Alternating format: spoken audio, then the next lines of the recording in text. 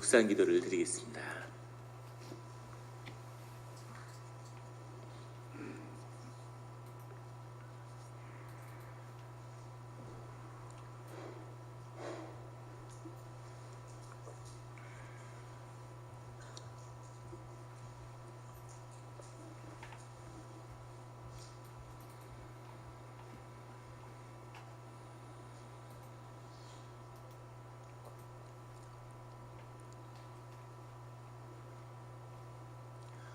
하나님 아버지 감사합니다.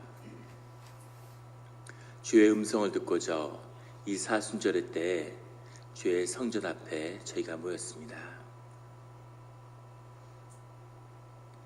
우리 마음의 기도와 우리 마음의 묵상이 주님께 연락되기를 원합니다. 감사드리며 예수 그리스도의 이름으로 기도드렸습니다. 아멘. 오늘 에스라서 6장 19절의 말씀을 이렇게 시작하고 있습니다. 사로잡혔던 자의 자손이 첫째 달 14일에 유월절을 지키되, 이제 성전에 대한 봉헌식 하누카가 진행되고 이제 그 절기 중에 처음 맞이하는 유월절을 지키고 있습니다. 유월절이라는 것은 우리가 잘 아는 것처럼 출애굽의 역사죠. 출애굽 가운데 애굽에 노예됐던 자들을 주님이 구하시는, 또 마지막 구하던 날에 주님이 주의 자녀들과 이방인들을 구별했던 중요한 사건, 또 성령이 그의 자녀 위에 함께했던 그 사건을 기록하고 기억하고 다시 행하는 것입니다. 그 사건이 이제 다시 이 회복된 예루살렘과 예루살렘은 성전에서 다시 지켜지고 있는 거죠. 그 첫째 날 14일에 유월절을 지키는데 20절에 제사장 등도와 레위 사람들이 일제히 몸을 정결하게 하여, 그 유월절을 지내고, 유월절이라는 것은 성전이 있었던 때 늘 지키는 것이었지만 이 유월절은 아주 특별한 유월절이었음을 보여주고 있는 거죠. 이렇게 만들어진, 이렇게 세워진, 이렇게 봉헌을 드린 주님의 성전, 흔히 제2성전이라고도 하고 스룹바벨 성전이라고 하는 이것은 585년 동안 지속되었습니다.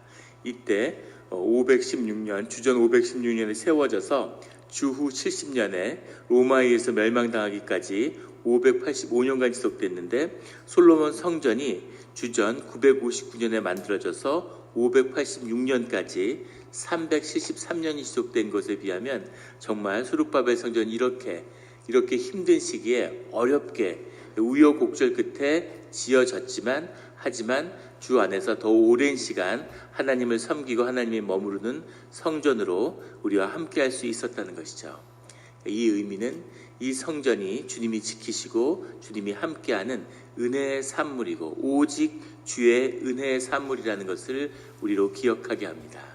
주님의 은혜가 함께하기에, 주님이 우리와 함께하는 그 자비를 베푸시기에 우리가 주님 앞에서 예배를 드릴 수 있는 것이죠.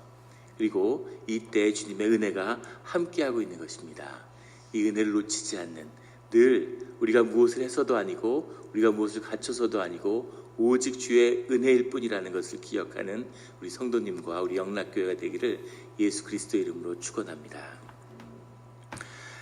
이 유월절의 사건이 특별히 기억되는 것은 이것이 제2의 출애굽으로서 돌아온 이 바벨론의 노예로부터 돌아온 자들에게 이것을 제2의 출애굽으로 기억하게 하는 그런 특별한 의미의 유월절이었다는 거죠. 이 애굽에서 노예된 자들이 돌아와서 자신들의 믿음의 조상이 되었다고 하는 그 기억이 이때만큼 더 확실하게 와닿는 때가 어디 있었겠습니까? 자신들이 노예로 있고 많은 동포들이 아직도 바벨론에 남아있죠. 그런데 주님을 따르기를 결단하고 주님과 함께 예루살렘으로, 폐허가 된 예루살렘으로 성전을 꿈꾸면서 돌아온 그들에게는 이 사건이 제2의 출애굽이 되는 거죠. 오직 주님의 백성으로 구별되고 주님의 백성으로 살아가겠다고 하는 그 결단의 유월절이 된 것입니다. 이 유월절이 우리의 마음 가운데서 회복되어야 되는 거죠. 주님의 성령이 우리의 가정과 우리의 심령을 붙드는, 또 우리 교회 가운데 주님을 기념하고 기억하는 이 예배가 드려지는 이 유월절이 우리 가운데서 회복되어야지만이 우리 가운데 보이지 않는 성전이 세워지는 것입니다. 이 일들이 우리 가운데 이루어지는 그런 그런 우리 예배의 자리가 되기를 예수 그리스도의 이름으로 축원합니다. 그 자리 가운데 제사장들과 레위 사람들이 일제히 몸을 정결하게 하여 다 정결하게 하매 사로잡혔던 자들의 모든 자손과 자기 형제 제사장들과 자기를 위하여 유월절 양을 잡으니, 자기를 위해서 유월절 양을 잡았다는 건 이 제사장들과 이 레위 사람들이 이 돌아온 이스라엘 사람들의 죄를 감당하고 주님께 올려드리는 그 제사를 감당해야 되는데, 그 제사가 세워지기 위해서 먼저 제사장들이 스스로 정결하여지는, 주님 앞에서 구별되는 그 일들이 먼저 나타났다고 하는 겁니다. 이 일이 있어야 되는 거죠. 한국 교회가 타락하고 무너지고 있다고 모두들 안타까워하고 눈물을 흘리고 그런 통회하는 그런 마음들을 가지고 계시죠. 그런데 한국 교회에 많은 문제점들이 있겠지만 그 문제의 90% 이상은 목회자들의 문제입니다. 물론 목회자들이 제사장도 아니고 레위인도 아니지만 하나님의 예배를 감당하는 자들, 예배자들, 찬양하는 사람들도 마찬가지고 교회 사역자들도 마찬가지죠. 주님은 늘 이 회복을 주님의 자녀에게서, 주님에게 헌신된 자에게서, 주님의 사역을 감당하는 자들에게서 먼저 구하신다고 하는 겁니다. 교회가 이렇기 때문에, 성도들이 이렇기 때문에 우리 교회는 이게 문제야, 이렇게 이야기할 수 있지만 사실 주님은 거기서 문제를 찾는 것이 아니라 사역되고 헌신되고 구별된 자들에게서 하나님이 그 죄를 물으신다는 거죠.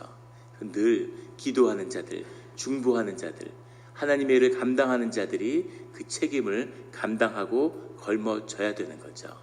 이제 제사장들과 레위인들이 스스로를 위해서 유월절 양을 잡음으로 하나님 앞에 성별되고 다시 회복되는 역사가 그 앞에서 이루어지는 거죠.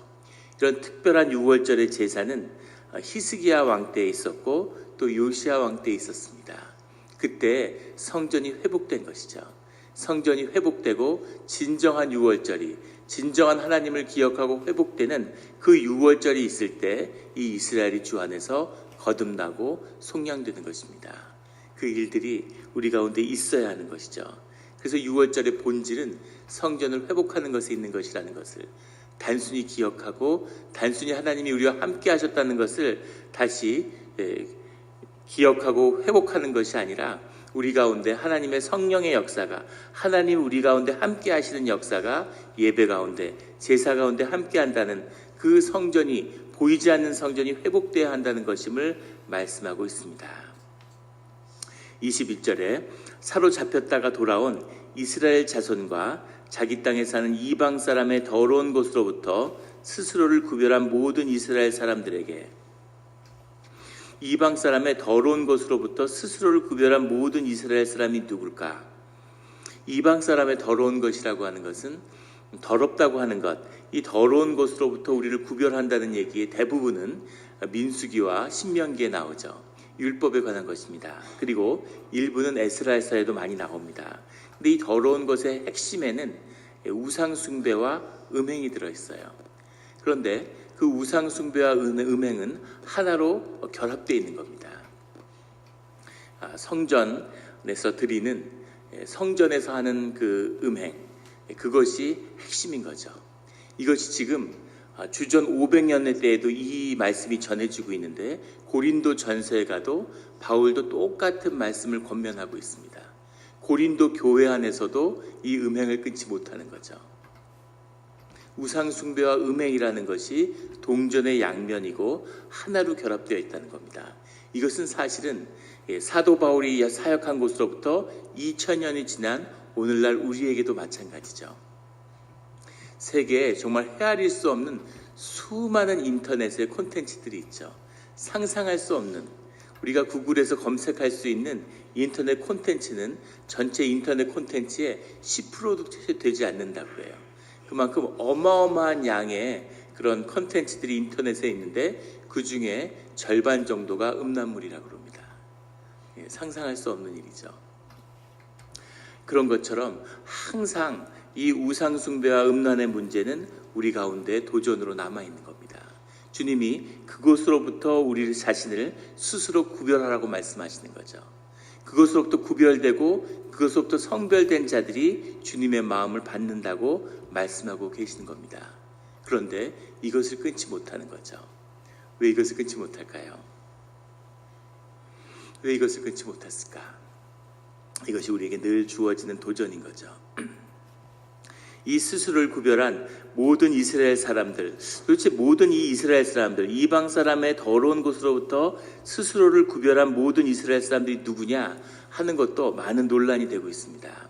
대표적인 견해는 이스라엘의 백성 중에서 베냐민과 유다 지파 사람들로서 자신의 분기수로의 땅이 회복되지 않은 그런 이스라엘 10지파의 사람들을 지칭하는 것이다. 이런 견해가 있습니다. 또 하나는 포로로 끌려가지 않고 이 유다 지방에 그냥 남아있었던 유다와 베냐민 지파의 사람들이다 하는 해석이 있죠. 또 하나는 이 예루살렘의 성전이 회복될 때 포로로서 같이 이방인들이 따라온 그런 사람들이라고 하는 견해가 있습니다. 그런데 사실은 성경의 말씀을 우리가 본문 그대로 충실하게 읽을 때 3번의 견해가 맞죠. 이방 사람들이 온 것이 맞는데도 불구하고 계속 이것을 이스라엘 10지파다, 베냐민 유다 지파의 사람들이라고 해석하려는 것 안에는 혈통으로 이스라엘이 구별되고 회복됐다고 하는 그런 식의 주장과 뜻이 담겨 있는 겁니다. 그런데 그것이 아님을 분명히 볼 수 있죠. 어떤 혈통이나 육의 정으로도 하나님의 사람으로서의 회복이 그 안에 있지 않다는 것을 성경은 분명히 이야기하고 있습니다. 이것은 부흥이죠. 하나님의 성전이 회복될 때 전혀 하나님을 믿지 못했던, 하나님을 알지 못했던 자들이 주 안으로 회복되고 돌아오는, 그것의 성스러운 씨앗으로 주의 자녀들이, 남은 자들이, 고난 가운데서 믿음을 지킨 자들이 쓰임을 받는다는 사실을 성경은 증거하고 있습니다. 이것이 우리에게 이루어져야 할 일이고 하나님의 성령이 우리 가운데 구하시는 일이죠. 이스라엘 10지파 백성은 이미 그들이 하나님의 백성으로 구별되었다는 사실을 성경이 증거하고 있죠. 우리가 앞에서 읽었던 내용입니다. 그리고 포로로 끌려가지 않고 그 예루살렘에 남았던 사람들이 주님을 지키고 주님께 성별되어서 예배를 드렸을 리가 없죠. 심지어 예굽으로 도망갔던 사람들, 알렉산드리아에 거대한 유대인 공동체가 있었지만 그들은 완전히 소멸했습니다. 그것이 분명히 보여주는 것은 주님 앞에 주님의 이름으로 고난을 받고 비록 노예로 끌려가서 바벨론에 끌려갔지만 거기서 가진 고난 끝에 수많은 사람들이 믿음을 버리고 그리고 이방인이 되어버리고 유리하는 백성이 되었지만 그 가운데서 하나님의 믿음을 지키고 하나님과 함께한 자들, 그들이 이 제2의 성전과 새로운 하나님의 역사와 부흥 가운데 참여하는 그런 자들로 성별되었다는 점입니다. 그런 면에서 예루살렘에 남아있는 사람도 거의 없었겠지만 설령 남아있다 하더라도 그들이 주님의 구별된 백성으로 믿음을 지켰을 거라는 것은 전혀 설득력이 없는 것이죠. 그래서 여기에 돌아온 자들, 이 구별된 모든 이스라엘 사람이라고 말하는 이 사람들은 이방의 사람들이었습니다. 그런데 하나님을 영접함으로 이제 주의 자녀로서 새로운 삶이 시작되고 있는 거죠. 그래서 절대 경험에 묶이거나 종교의 테두리에 갇히는 그것은 하나님의 살아있는 신앙과 믿음이 아니라는 것을 이미 거듭거듭 성경은 우리에게 증거하고 있습니다. 그것을 깨고 살아있는 하나님을 따라서 하나님이 인도하시는 그 길을 따라가는 것, 이것이 신앙의 길이라는 것을 보여주고 있는 것이죠. 그래서 우리 교회는 그런 것이 별로 없죠. 우리 영락교회의 큰 장점입니다. 전통에 얽매이지 않는 그런 좋은 점이 있죠. 그런데 교회가 100년이 되고 교회가 이렇게 온 전통 있는 교회들 가운데 보면 하나님을 사랑하고 하나님과 함께했던 시기가 너무 강렬했기 때문에 거기에 묶여 있어서 새로 오시는 하나님을 만나지 못하는 거죠. 그것은 거짓이고 그것은 종교의 탈일 뿐입니다. 그것을 벗어버리고 늘 우리를 새롭게 하시는, 새로 오시는 더 큰 하나님을 만나는, 이것이 주님이 인도하시는 신앙의 길인 거죠. 늘 더 큰 하나님을 만나는 우리 성도님들이 되시기를 예수 그리스도의 이름으로 축원합니다.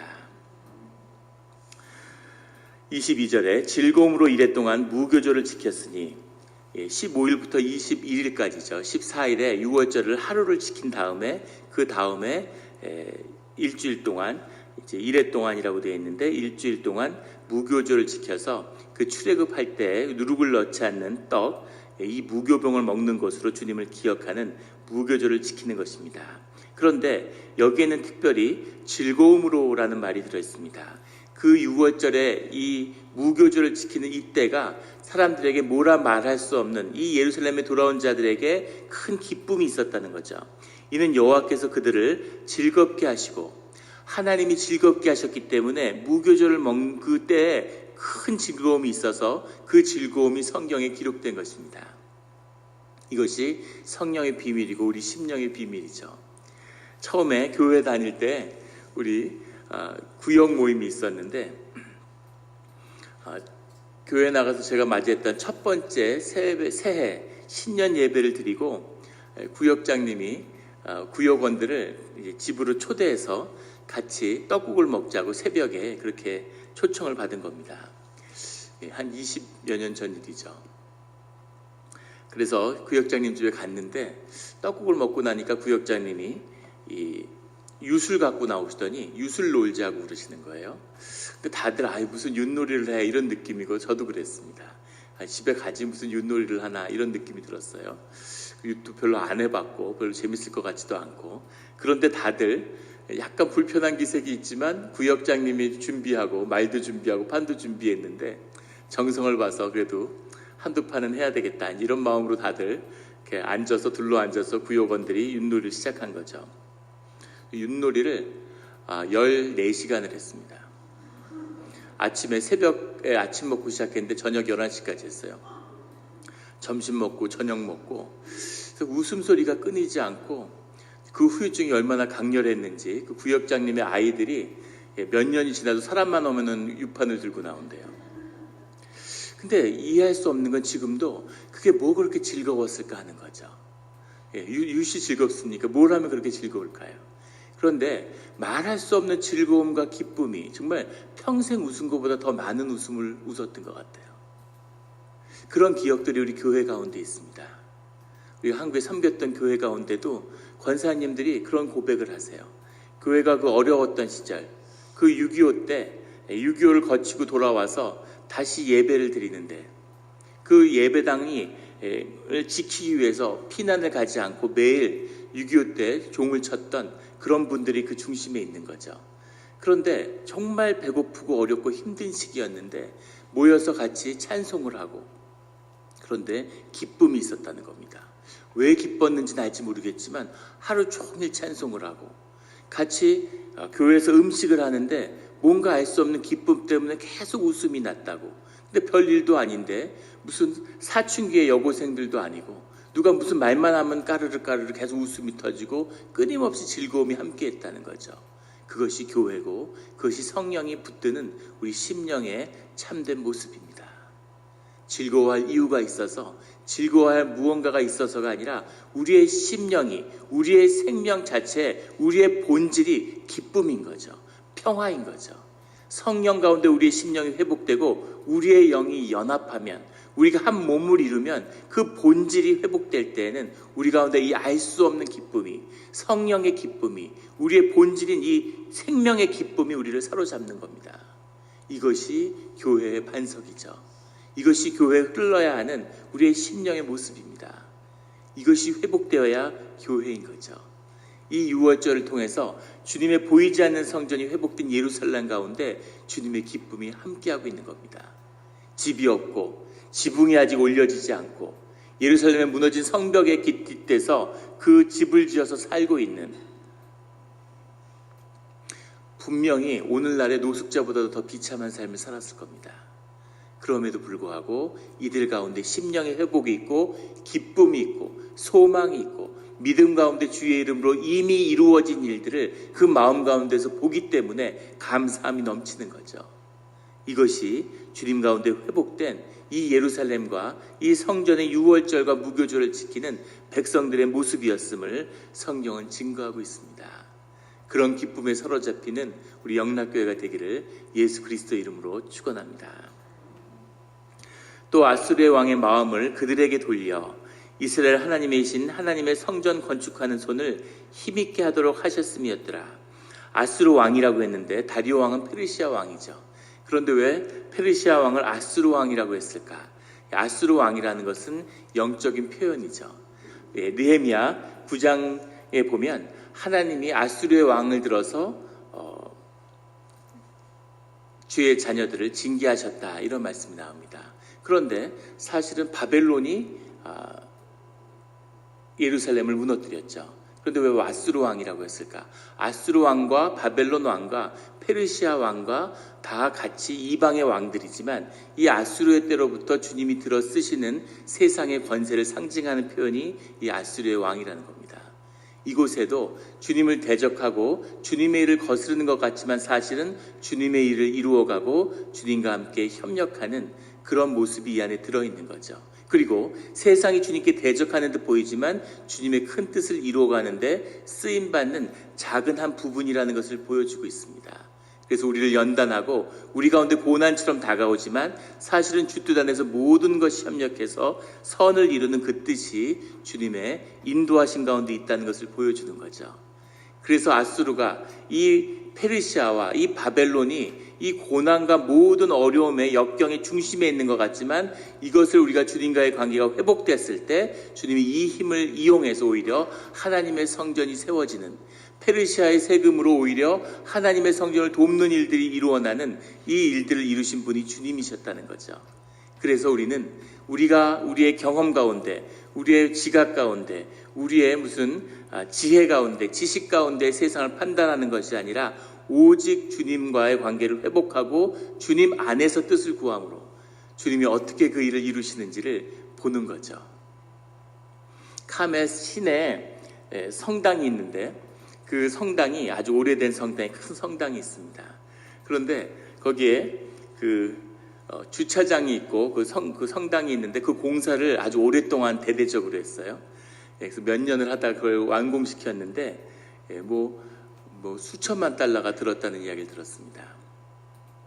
근데 그 지역에 있는 목회자들이 모여가지고 이렇게 협의회 같은 걸 해서 이야기를 하는데 목회자들이 다 삶에 뭐가 있겠어요. 그러니까 다 교회 얘기만 하는 거죠. 그런데 다들 우리 교회에서 리모델링을 하고 우리 교회에서 이걸 하고 이런 얘기를 하는 거예요.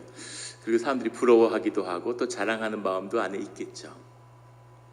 그런 얘기를 쭉 나누는데 성당이 지역에서 제일 큰 그 교회니까 그 교회에서 어떻게 그렇게 큰 공사를 감당했는지를 제일 궁금해하는 거죠. 그래서 다 그걸 궁금했겠지만 어느 분이 물어봤어요. 도대체 그 펀드레이징은 다 어떻게 했냐고. 그러니까 그 주임 신부님이 시 예산으로 했다고 그러시더라고요. 아무도 담담하게.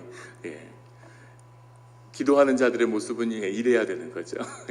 우리 교회에서 뭘 어떻게 해? 우리 교회에서 어떻게 이런 걸 해? 그런데 시에서 그게 유산이고 지역의 중요한 그런 보호해야 될 것이기 때문에 시에서 예산으로 그 모든 걸 다 했대요. 다들 저도 마음속으로 그래, 교회 건축 이렇게 하는 거구나 이런 마음이 들었어요. 우리가 알 수 없는, 우리가 우리 경험 가운데서 우리 공동체가 이런데, 우리 모습이 이런데 우리가 뭘 할 수 있을까? 그런 건 아무 상관이 없습니다. 주님의 뜻을 구하고 주님의 뜻이 맞으면 하나님이 하나님의 방식으로 놀라운 일로 그 모든 일들을 이루시는 거죠. 그래서 우리가 오직 할 일은 이때에 기도하는 것입니다. 우리가 이 사순절의 때에 마음이 합하여서 한 마음으로 주님께 기도하고 간구하면 그것이 주님의 뜻 가운데서 주님의 방식으로 놀라운 기적으로 주님이 이루시는 거죠. 그 일들로 회복되고 그 일들로 기쁨이 있고 그 일들로 우리 가운데 새로운 소망을 품는 그런 이 기도의 때가 되기를 예수 그리스도의 이름으로 축원합니다. 주님이 구하라고 말씀하실 때 구하고 입을 크게 벌리라고 말씀하실 때 믿음으로 입을 크게 벌리는 주의 자녀들이 되기를 주의 이름으로 축원합니다. 기도드리겠습니다.